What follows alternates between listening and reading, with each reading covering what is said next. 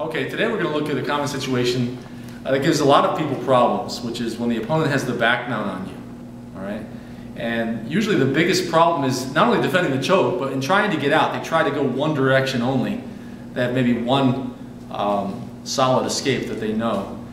And if the opponent is good at using his arms, he can prevent you from getting out that way. So we have to look at another direction entirely for getting out of the back mount. And in this case, it's going to end up with us on top, so that's an extra bonus. So Khabib has the back mount. We'll start off from the difficult face down position.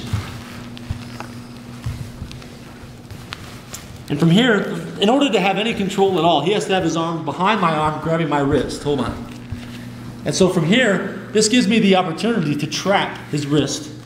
And now he can't post an arm in that direction. I'm going to dip my shoulder and roll that way. Okay, now we're face up. From here, he's going to be trying to work his choke in. Right? And so what I keep doing is I trap one arm under my arm, and I grab the other wrist and I pull it down.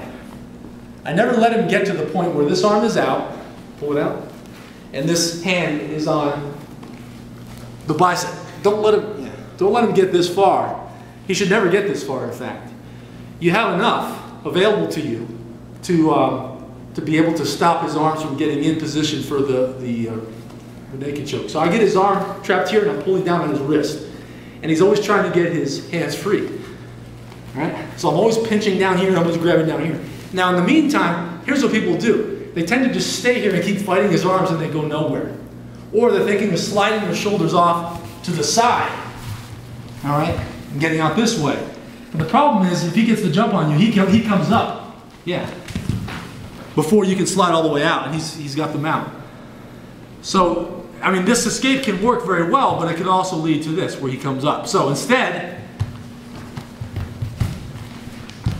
especially if this has happened previously, where he came up to mount, then you have to think of going in another direction entirely. So here's what happens. You have to be able to do more than one thing at once. I'm defending the choke, all right? And in the meantime, I'm extending my legs and getting where his feet are not inside my thighs. I don't want him inside like that, because this, loosen up a bit so I can talk. This makes it very difficult for me to slide up and down, okay?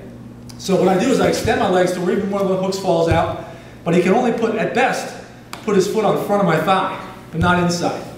This allows that I can slide down this way. And what I'm going to do is I'm going to start to pull with my heels, pull on the ground, and slide myself this way. Eventually, I'm going to get one arm inside like this, and then I'm going to throw my hips over and come up and hug this leg. All right, as long as I hug this leg down underneath me, he cannot come up. All right, I hold his hip down, and then I can wrap the hip. If his leg is trying to come up, then I can wrap the hip and hold him down and start to pass, and then stabilize side control. So looking at that again,